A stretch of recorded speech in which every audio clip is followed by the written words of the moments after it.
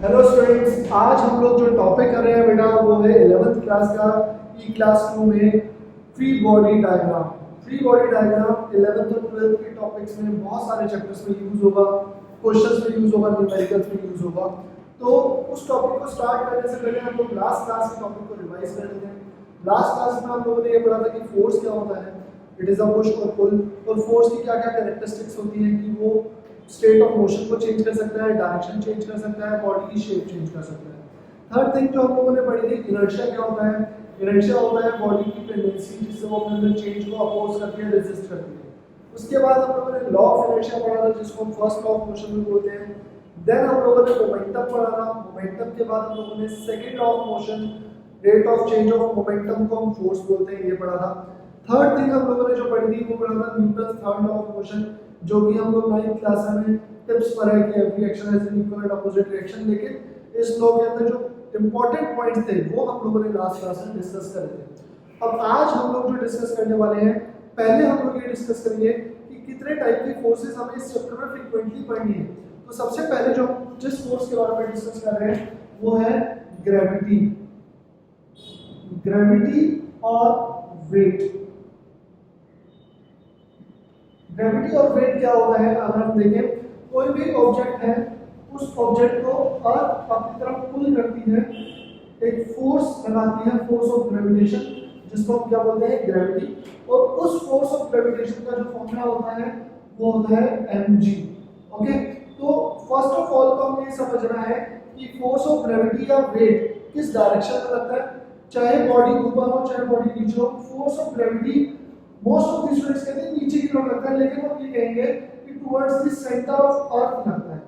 अगर कोई ऑब्जेक्ट यहाँ पर है तो वो towards the centre of earth यहाँ बढ़ेगा, अगर कोई ऑब्जेक्ट यहाँ पर है तो यहाँ बढ़ेगा, या सिंपल शब्दों में अगर हम बोले वर्टिकली डाउनवर्ड लगता है। तो सबसे पहली फोर्स जो हमें इस चैप्टर में बहुत बार पढ़नी है वो है ग्रेविटी। ग्रेविटी क्या होता है, अर्थ की पुलिंग फोर्स ऑफ अर्थ या ग्रेविटेशनल पुल ऑफ अर्थ। और इसका जो हमारा फॉर्मूला होता है, ये फॉर्मूला होता है W mg, जिसमें g होता है एक्सेलरेशन ड्यू टू ग्रेविटी, हम बहुत बार पढ़ चुके हैं। और ये हमेशा वर्टिकली डाउनवर्ड लगता है। नेक्स्ट फोर्स जो हमें इस चैप्टर में पढ़ना है बहुत बार वो है कांटेक्ट फोर्स का एक फोर्स होता है जिसको बोलते हैं normal reaction force. Normal reaction force, या इसको हम बोल सकते हैं normal contact force. So simple words में अगर हम समझे तो नॉर्मल कांटेक्ट फोर्स या नॉर्मल रिएक्शन फोर्स क्या होता है, ऐसी फोर्स जो कि कांटेक्ट के नॉर्मल हो, परपेंडिकुलर हो।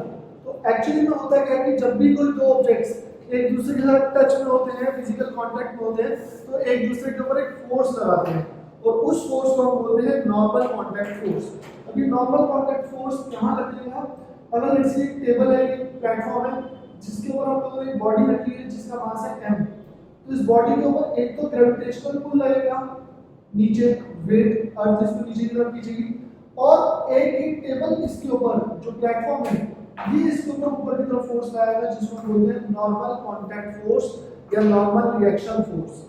इस फोर्स को आपको हमेशा ध्यान रखना है कि ये फोर्स हमेशा कांटेक्ट के नॉर्मल रहती है, परपेंडिकुलर रहती है। अगर कोई बॉडी इंक्लाइन सरफेस पर है तो इंक्लाइन सरफेस पर आपको ये समझना है कि जो बॉडी का वेट है वो तो नीचे की तरफ जाएगा वर्टिकली डाउनवर्ड, बट जो रिएक्शन फोर्स है वो सरफेस के, ये सरफेस है तो सरफेस के परपेंडिकुलर है। ओके, तो नॉर्मल कांटेक्ट फोर्स या रिएक्शन फोर्स हमारा क्या होता है, जो हमेशा सरफेस के परपेंडिकुलर रहता है। उसके बाद अगर हम लोग यहाँ पर देखें, उसके बाद जो एक और एग्जांपल हम लोग डिस्कस कर रहे हैं वो एग्जांपल है ये।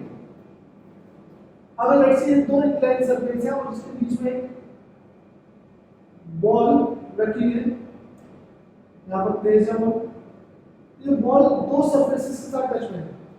इस पॉइंट पर नॉर्मल कांटेक्ट फोर्स रहेगा इस डायरेक्शन में r1, और इस पॉइंट पर ये रहेगा इस डायरेक्शन में r2।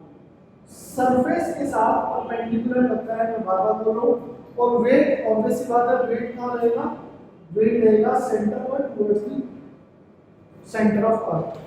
तो ये हमारी दो फोर्सेस हैं, एक है वेट जो ग्रेविटेशनल पुल ऑफ अर्थ होती है, और एक रहता है नॉर्मल कांटेक्ट फोर्स जो कि हमेशा सरफेस के परपेंडिकुलर रहता है। उसके अलावा जो इस चैप्टर में एक और बहुत इंपॉर्टेंट फोर्स हमारे आने वाली है वो आएगी टेंशन फोर्स। टेंशन फोर्स को भी हम देखते हैं। नेक्स्ट जो हमारी फोर्स है टेंशन फोर्स।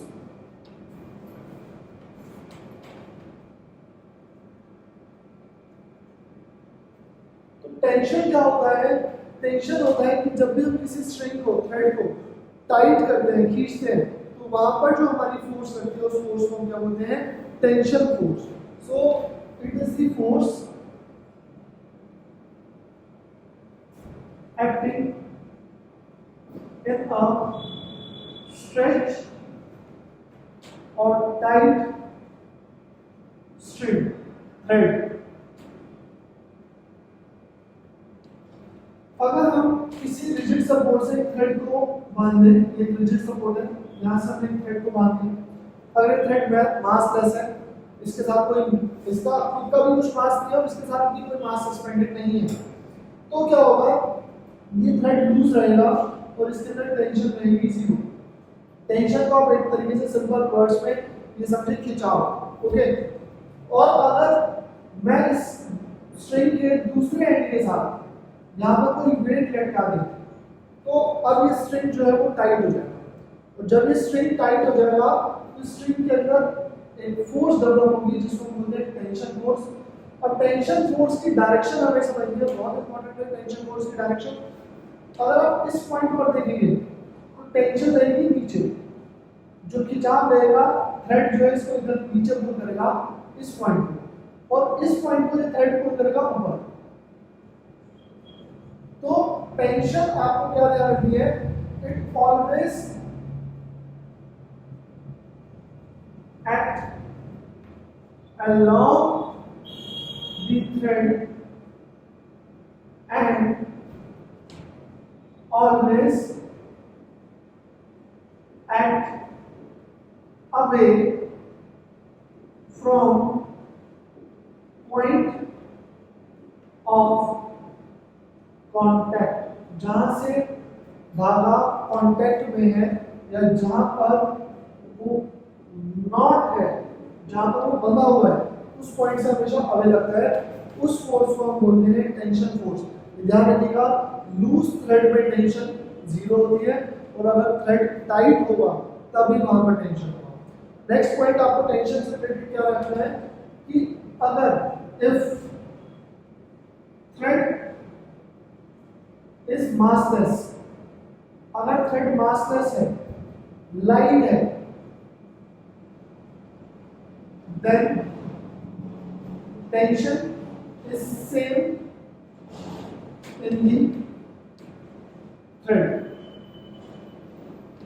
अगर पूरे धागे का कुछ मास नहीं, केवल ये लाइट थ्रेड हो रहा है, तो इन दैट केस हम उस पूरे थ्रेड में टेंशन हर एक पॉइंट पर सेम देते हैं। लेकिन अगर थ्रेड का कुछ मास है, अगर थ्रेड का कुछ मास है, तो and if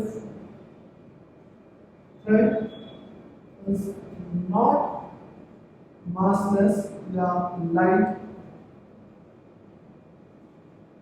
then tension is different at different points। तो हर एक पॉइंट पर टेंशन अलग अलग होगी।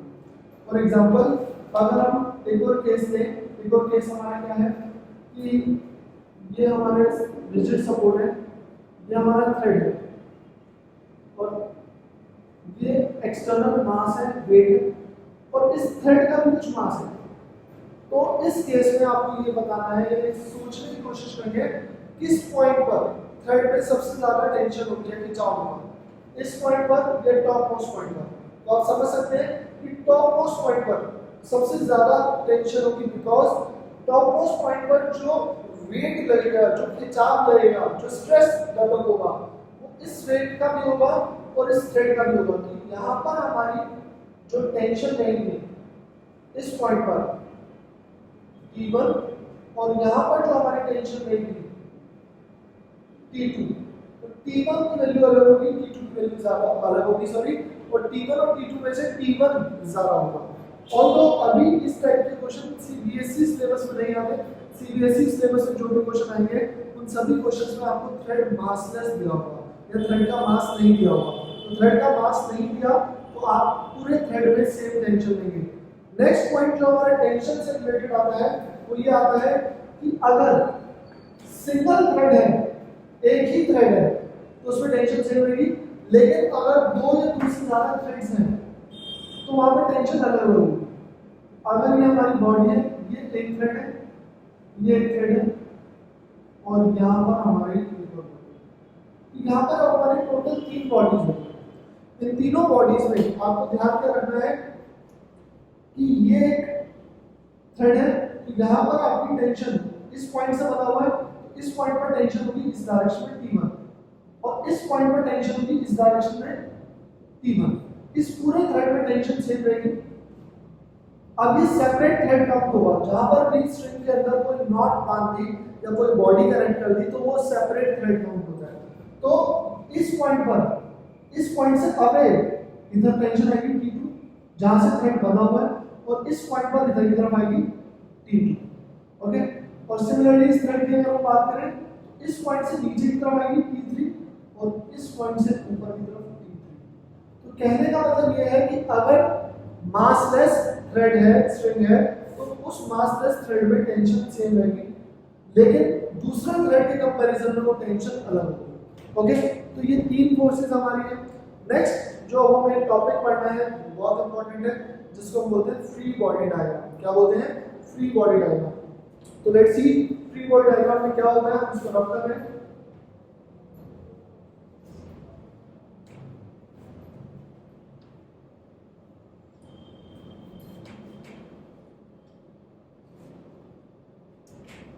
Topic is free body diagram। इसको हम शॉर्ट में बोलते हैं FBD। सो FBD या फ्री बॉडी डायग्राम में हमें क्या पढ़ना है? हमें बॉडी के ऊपर जो लगने वाली फोर्सेस हैं सिर्फ वो रिप्रेजेंट करनी होती है। हम पूरी बॉडी को एक पॉइंट ऑब्जेक्ट कंसीडर कर लेते हैं और उस बॉडी के ऊपर जितनी भी एक्सटर्नल फोर्सेस लग रही हैं हम उन एक्सटर्नल फोर्सेस को शो करते हैं with the help of their magnitude and direction. ये बात जरूर ध्यान रखिएगा कि हम लोग जब भी फोर्स को शो करेंगे तो वहां पर उसकी मैग्नीट्यूड और डायरेक्शन दोनों बातें एरो जरूर बनाना है। ये बात आप जरूर ध्यान रखिएगा। फॉर एग्जांपल अगर हम अभी जो हमने लास्ट एग्जांपल दिया उसकी बात करें, ये थ्रेड है और यहाँ पर एक हमारी बॉडी है, इसका मास है m, let's say this is point A, this point is A। इस पॉइंट पर एक तो बॉडी का वेट लग रहा है नीचे W=mg और एक ऊपर की लग रही है टेंशन P। तो हम क्या करेंगे, अगर इस पूरी बॉडी को एक मान लें, सिंगल बॉडी, तो यहाँ पर इस पूरी बॉडी को पॉइंट ऑब्जेक्ट से शो करेंगे और इसके ऊपर जो लगने वाली फोर्स है वेट वो नीचे शो करी और ऊपर की तरफ हमने क्या शो करी? Tension P। अब हमने पूरी बॉडी को एक पॉइंट कंसीडर कर लिया और नीचे की तरफ वेट शो करा, ऊपर की तरफ टेंशन। अब इसमें मोस्ट ऑफ द स्टूडेंट्स क्या मिस्टेक करते हैं? Most of the students FBD बनाते हैं तो सिर्फ ये बनाते हैं TMG। जब तक आप एरो नहीं ड्रॉ करोगे तब तक आपको कैसे पता चलेगा कि कौन सी फोर्स किस डायरेक्शन में लगी है? मेरा कहने का मतलब ये है कि स्टूडेंट्स जब ये डायग्राम बनाते हैं तो वो टेंशन या वेट के ऊपर एरो ड्रॉ नहीं करते। एरो जरूर ड्रॉ करना है, साइड में उसका नाम लिखना है, जो भी वो फोर्स है, जो भी उसका सिंबल है, ये जरूर हमें लिखना है। अगर हम एक और एग्जांपल लें इसी के साथ ही, तो ये इस बॉडी का FBD है जिसको हमने पूरी बॉडी का पॉइंट कंसीडर करा और उसके ऊपर जो जो फोर्सेस लगी है सिर्फ वो शो करेंगे। अब लेट्स से अगर हम एक और एग्जांपल लें, एक और एग्जांपल में हम क्या ले रहे हैं कि ये हमारा रिजिड सपोर्ट है, ये हमारी बॉडी है और ये हमारी दूसरी बॉडी है M2। फर्स्ट ऑफ ऑल तो आप फोर्सेस को आइडेंटिफाई करें। अगर आप इस बॉडी B की बात करते हैं तो B के ऊपर नीचे की तरफ लेगा इसका wait M2G, weight of B, और ऊपर की तरफ लेगी टेंशन P1 और इस पॉइंट पर नीचे की तरफ P1। ये सेम थ्रेड है तो इस पूरे सेम थ्रेड में टेंशन सेम रहेगी अगर आपको थ्रेड का मास नहीं हो। अब अगर हम बी बॉडी की बात करें तो B body sorry A body की बात करें तो इसका वेट नीचे रहेगा m1g और ऊपर रहेगी टेंशन T2 इस पॉइंट पर, और इस पॉइंट पर नीचे रहेगी T2। तो अगर हम अलग अलग बॉडीज का यहाँ पर एफबीडी ड्रॉ करें, फर्स्ट ऑफ ऑल हम बी का एफबीडी ड्रॉ करते हैं। तो बी है, इस बी के ऊपर की तरफ लग रही है टेंशन T1 और नीचे की तरफ लग रही है M2G। ओके, सिर्फ एक्सटर्नल फोर्स देखना है। जब आप B को कंसीडर कर रहे हैं तो B के ऊपर T1 और M2G ये दो अलग अलग फोर्स हैं। सिमिलरली जब आप A की बात करेंगे इस बॉडी, तो A के ऊपर एक तो फोर्स लग रहा है ऊपर T2, एक नीचे लग रहा है M1G और एक और नीचे लग रहा है टेंशन T1। ओके, तो यहाँ पर A पॉइंट पर ऊपर T1 नीचे T2 और नीचे T1 और M1G। अगर हम इन दोनों बॉडी को कंबाइनली देखते हैं, एक साथ मिलाकर के एक सिस्टम एज्यूम कर रहे हैं ए और बी को, बहुत बार आप जिस ऐसे क्वेश्चन करेंगे जिसमें आप दो बॉडी को कंबाइन करके एक एज्यूम कर लेते हैं, इसको हम बोलते हैं सिस्टम। तो जब आप ए और बी को कंबाइनली देख रहे हैं तो सिर्फ एक्सटर्नल फोर्स कौन सी है? एक्सटर्नल फोर्स है ऊपर की तरफ T1, नीचे की तरफ जो वेट लगेगा वो होगा M1G प्लस M2G। ये T1 कैंसिल आउट हो जाएगी अगर आप इन दोनों बॉडी को कंबाइनली एक कंसीडर करें। ये बात ध्यान रखिएगा, टेंशन तभी एक्ट करेगी जब आप इंडिविजुअल बॉडी को देख रहे हैं। जब आप इन दोनों को कंबाइनली देखेंगे तो ये जब आप इसको कंबाइन करेंगे तो ये मान लीजिए दोनों टेंशन अपोजिट डायरेक्शन में कैंसिल हो जाएगी। ओके, तो ये हमारा है एफबीडी, अभी टेंशन रिलेटेड फिगर्स था। अब हम लोग देखते हैं इसके बाद एफबीडी कुछ एक दो फिगर्स का और देखते हैं सो दैट हमारे माइंड में थोड़ा सा और क्लियर हो। लेट्स से ये हमारी बॉडी है, एक टेबल के ऊपर रखी है और इस बॉडी का मास है 10। तो इस बॉडी को नीचे की तरफ रहेगा अर्थ का पुलिंग फोर्स mg और ऊपर की तरफ रहेगा यहाँ पर रिएक्शन r। जब इस बॉडी का एफबीडी बनाएंगे फ्री बॉडी डायग्राम, ऊपर आएगा रिएक्शन, नीचे आएगा mg। लेट्स से अगर मैं इसके ऊपर बाहर से इस बॉडी के ऊपर बाहर से कुछ फोर्स लगा रहा हूं F एक्सटर्नल, तो ये फोर्स इस डायरेक्शन में आएगा। ठीक है, तो ये इस केस का फ्री बॉडी डायग्राम हो जाएगा। फ्री बॉडी डायग्राम मैं बार-बार रिपीट कर रहा हूं, 11th क्लास और 12th क्लास में बहुत सारे क्वेश्चंस को सॉल्व करने में हेल्प करता है। तो फ्री बॉडी डायग्राम को लाइटली मत लेना।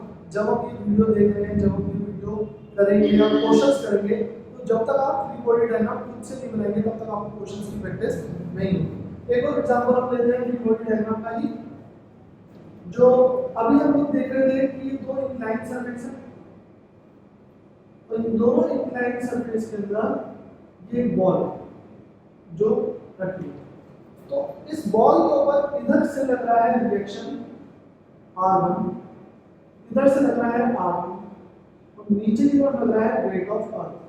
अब यहाँ पर थ्रेड नहीं है, थ्रेड नहीं है तो टेंशन नहीं होगा। ओके, टेंशन सिर्फ थ्रेड में लगती है।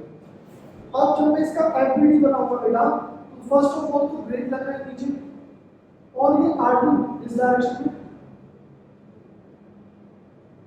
और ये R1 इस डायरेक्शन में। तो ये इस बॉडी का फ्री बॉडी डायग्राम हो जाएगा। कोशिश करिएगा जब आप फ्री बॉडी डायग्राम बनाएं तो सभी वेक्टर्स की टेल को कोइंसाइड करें। ओके, ऐसा कोई जरूरी नहीं कि टेल ही कोइंसाइड करेगी, लेकिन कोशिश करेगा सो दैट क्वेश्चन थोड़ा आगे चल के इजी हो जाएगा। अब एक और लास्ट केस देख लेते हैं फ्री बॉडी डायग्राम का। ये जो डायग्राम्स अभी मैंने कंसीडर करे हैं, ये केसेस, ये सारे केसेस अभी आगे जैसे जैसे हम चैप्टर में बढ़ेंगे तो रिपीट होंगे। ओके, तो ये हमारा केस है जिसमें एक इंक्लाइन सरफेस है, ये बहुत इंपॉर्टेंट केस है, इस चैप्टर में बहुत रिपीट होगा। ये इंक्लाइन सरफेस है जिसमें एंगल ऑफ इंक्लिनेशन थीटा है और यहाँ पर हमारी बॉडी है जिसका मास है m। तो सबसे पहले तो हम यहाँ पर देखते हैं कौन कौन सी फोर्सेस लगेंगी। एक तो नीचे की तरफ रहेगा इस बॉडी का वेट mg और एक इस सरफेस के परपेंडिकुलर रहेगा रिएक्शन। जब आप इसका फ्री बॉडी डायग्राम बनाएंगे इंक्लाइन सरफेस का, बॉडी का सॉरी, r और नीचे है mg। अब आपको ध्यान में रखना है कि जितना ही एंगल ऑफ इंक्लिनेशन इस इंक्लाइन सरफेस का है, सेम एंगल ही होता है जब हम आर को पीछे एक्सटेंड करते हैं। दोबारा से हम लोग देख लेते हैं कैसे आ रहा है angle theta. If this is theta, this is 90, ये हो जाएगा 90 माइनस थीटा। अब ये पूरा this is 90, this is 90 minus theta, तो कितना बचेगा थीटा। जब हम इसको पीछे की तरफ एक्सटेंड करेंगे तो एंगल कितना हो जाएगा थीटा। ओके, अब जब mg के कंपोनेंट्स करेंगे, ये बहुत इंपॉर्टेंट बात आने वाली है, पूरे चैप्टर में ये बात रिपीट होने वाली है। इंक्लाइन सरफेस वाला केस जेईई नीट सब जगह बहुत यूज होता है। तो अगर हम let's say this is x axis and this is y axis, तो वेक्टर्स में हमने ये सीखा है कि हम एक वेक्टर के दो कंपोनेंट कर सकते हैं। जिस एक्सिस के साथ एंगल होता है उसके साथ हम cos थीटा लाते हैं और उसके परपेंडिकुलर साइन लाते हैं। तो ये mg है और इसका y, दिस इज y, इसको हम y लेते हैं, y के साथ एंगल है थीटा। r तो ऐसे ही रहेगा बेटा, और r के अपोजिट mg cos थीटा आएगा, और इसके परपेंडिकुलर mg cos थीटा के परपेंडिकुलर इस डायरेक्शन में आएगा mg sin थीटा। ये जरूर ध्यान रखिएगा जब आप ये बनाएंगे तो परपेंडिकुलर्स लगने चाहिए। मोस्ट ऑफ द स्टूडेंट्स किसी भी डायरेक्शन में एरो बना देते हैं और फिर वो डायग्रामेटिकली गलत हो जाता है। ठीक है, तो अगर आप दोबारा से एक बार समझ लिए, यहाँ पर हमारा रिएक्शन कितना रहेगा, वेट नीचे लगा, ये एंगल थीटा। तो आपको ये ध्यान रखना है कि जब भी हम रिएक्शन को नीचे की तरफ एक्सटेंड करेंगे तो ये एंगल भी ट्रिग्नोमेट्री के अकॉर्डिंग थीटा है। तो हमने अगर इसका एफबीडी ड्रॉ करा, बेसिक एफबीडी, तो ये r है, नीचे mg और r को पीछे एक्सटेंड करा तो एंगल आएगा थीटा। अब इस mg के जब हम कंपोनेंट्स करेंगे, रेक्टेंगुलर कंपोनेंट्स, तो इस डायरेक्शन में आएगा mg cos थीटा और इस डायरेक्शन में आएगा mg sin थीटा। तो ये हमारे दो कंपोनेंट्स हैं, mg cos थीटा और mg sin थीटा। अब देखिए इसमें स्टूडेंट्स मिस्टेक क्या करते हैं, उसमें एक करते हैं कि ये हो गया r, ये बनाए थे mg cos थीटा और ये बनाए थे mg sin थीटा। ये कर रहे थे, क्यों कर रहे थे बेटा, जिसके आपने कंपोनेंट्स करे या जो आपने कंपोनेंट्स करे उन कंपोनेंट्स का रिजल्टेंट जब आप निकालो तो वही आना चाहिए। जैसे अगर आप mg cos थीटा और sin थीटा का रिजल्टेंट निकालेंगे तो रिजल्टेंट इस डायरेक्शन में आएगा जबकि mg पीछे था। कुछ स्टूडेंट्स इसको ऐसा बनाते हैं कि आ रहे इस डायरेक्शन में बना दिया mg cos थीटा और इस डायरेक्शन में बना देंगे mg sin थीटा। जी नहीं, ये दोनों परपेंडिकुलर नहीं है। परपेंडिकुलर होने चाहिए, लेकिन जरूर ध्यान रखिएगा इंक्लाइन सरफेस में ये फ्री बॉडी डायग्राम होता है। तो ये हमारा फ्री बॉडी डायग्राम के कुछ एग्जांपल्स हैं। जैसे जैसे हम इस चैप्टर में आगे बढ़ेंगे तो हम हर एक प्रॉब्लम में कोशिश करेंगे कि फ्री बॉडी डायग्राम जरूर बनाएं। फ्री बॉडी डायग्राम के बिना क्वेश्चन को सॉल्व करना थोड़ा टफ हो जाता है, और वही आप फ्री बॉडी डायग्राम की प्रैक्टिस करेंगे तो क्वेश्चन को सॉल्व करना बहुत ईजी हो जाएगा। तो देखते हैं नेक्स्ट टॉपिक। नेक्स्ट टॉपिक हमारा क्या रहने वाला है आज की क्लास में, वो देखते हैं, फिर देन हम आगे बढ़ेंगे। नेक्स्ट टॉपिक जो हमारा रहने वाला है वो है न्यूटन्स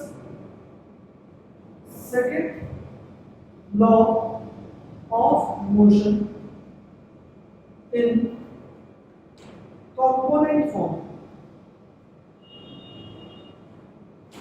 इसका मीनिंग है, हम लोगों ने न्यूटन का सेकंड लॉ जो लास्ट क्लास में पढ़ा था, वो लॉ ये पढ़ा था कि जो फोर्स होता है, force is equals to rate of change in momentum. अब फोर्स एक वेक्टर क्वांटिटी है, मोमेंटम भी एक वेक्टर क्वांटिटी है, तो इसको आप तीन डायरेक्शन में ब्रेक कर सकते हो। Also force is equals to mass into acceleration, ये हमने फॉर्मूला डिराइव करा था लास्ट क्लास में। Force equals to mass into acceleration, ये फॉर्मूला तभी वैलिड है जब मास कांस्टेंट होगा। ओके, तो इन फॉर्मूले को हम तीन कंपोनेंट्स की फॉर्म में ब्रेक करते हैं। एक्स एक्सिस का नाम mass change in momentum along x upon change in time. अगर आप फोर्स एक्स वाली देख रहे हैं तो चेंज इन मोमेंटम भी एक्स वाला देखा जाएगा, एक्स डायरेक्शन में, और मास इनटू एक्सेलरेशन अलोंग एक्स। अगर आप फोर्स एक्स वाली देख रहे हैं तो एक्सेलरेशन भी एक्स वाली आएगी। सिमिलरली अगर आप फोर्स अलोंग वाई एक्सिस देख रहे हैं तो चेंज इन मोमेंटम भी वाई एक्सिस का देखा जाएगा। टाइम या मास के साथ y नहीं आएगा बिकॉज़ ये स्केलर टर्म्स है, स्केलर टर्म्स के साथ डायरेक्शंस नहीं आती। और मास इनटू एक्सेलरेशन अलोंग y आएगा। सिमिलरली अगर हम एफ जेड देख रहे हैं, force along Z axis, third component जो हमारा रहने वाला है वो रहने वाला है ये होगा डेल्टा पी जेड।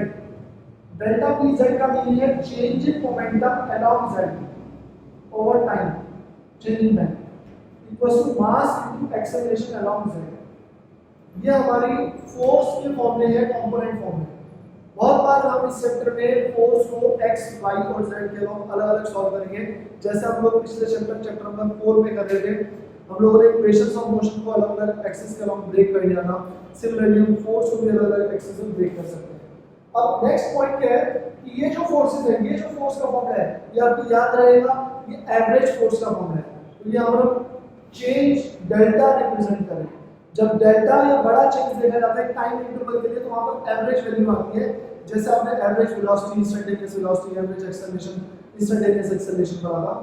लेकिन अगर हम यहां पर एक लिमिट डाल दें और इस तरीके से रिप्रेजेंट करें, तो आपको पता होगा ये भी हमारा फोर्स का फॉर्मूला है, लेकिन ये पर्टिकुलर टाइम इंस्टेंटेनियस फोर्स का फॉर्मूला है, इंस्टेंटेनियस एक्सेलरेशन है। और इसको भी जब तीन पार्ट से ब्रेक करेंगे एक्स, वाई और जेड के नाम, तो यहाँ पर डी डी डी आ जाएगा। ओके, तो अगर हम लिख दें fx जो होगा वो होगा dpx अपॉन dt और max, ऐसे fy हो जाएगा dpy over dt over may। इन सब का यूज, एप्लीकेशन क्या होगा, किस तरीके से अप्लाई करेंगे, सब हम पढ़ेंगे। जब तक हम क्वेश्चंस नहीं करते फिजिक्स में, तब तक हमें समझ नहीं आता। तो ये सिर्फ एक सेकंड लॉ को हमने कंपोनेंट फॉर्म में ब्रेक करा है। अब हम लोग देखते हैं इसके ऊपर बेस्ड क्वेश्चन कैसे आएंगे, या इसके ऊपर बेस्ड हमें क्वेश्चन किस तरीके से सॉल्व करने हैं, ये देखते। तो बेटा अब हम लोग जो क्वेश्चन डिस्कस कर रहे हैं वो एनसीईआरटी का क्वेश्चन डिस्कस कर रहे हैं। Example number 5.5, sorry example number 5.2 NCERT का एग्जांपल हम लोग डिस्कस कर रहे हैं। आपके सामने एग्जांपल है, क्वेश्चन की कह रहा है कि एक बुलेट है जिसका मास आपको गिवन है 0.04 किलोग्राम। ये बुलेट का मास आपको गिवन है। बुलेट की इनिशियल वेलोसिटी गिवन है 90 मीटर पर सेकंड।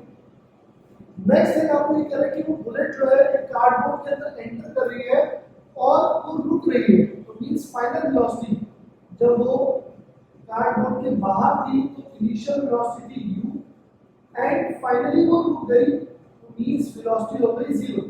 और वो कितना डिस्प्लेसमेंट करके रुकी है, वो 60 सेंटीमीटर बाद रुकी है। सो डिस्प्लेसमेंट उसकी है 60 सेंटीमीटर मींस 0.6 मीटर। अब आपको क्या फाइंड करना है, आपको फाइंड करना है इस केस में रिटार्डिंग फोर्स। बेसिकली जब ये बुलेट आगे जा रही है तो जो कार्डबोर्ड का फ्रिक्शन होगा वो इसकी स्पीड को डिक्रीज करेगा, रिटार्डेशन क्रिएट करेगा, और उस रिटार्डेशन की वजह से यहाँ पर रिटार्डिंग फोर्स आएगी, या हम बोल सकते हैं रिटार्डिंग फोर्स की वजह से इसकी वेलोसिटी डिक्रीज होगी। तो हमने रिटार्डिंग फोर्स निकालनी है। तो फोर्स का हमारा जो फॉर्मूला होता है मास इनटू एक्सेलरेशन, और एक्सेलरेशन का जो हमारा फॉर्मूला होता है वो होगा v² - u² अपॉन 2a। तो ये हमारा फोर्स का मास इनटू एक्सेलरेशन जो हमारी थर्ड इक्वेशन ऑफ मोशन होती है, वहां से हमारे एक्सेलरेशन का फॉर्मूला आ गया। अगर हम फोर्स की वैल्यू निकालें, मास आपको क्वेश्चन में गिवन है 0.04, v is 0, u is 90 and displacement is 0.6। अगर आप इसको सॉल्व करेंगे तो सॉल्व करने के बाद फोर्स नेगेटिव में कुछ भी वैल्यू न्यूट्रल पे है।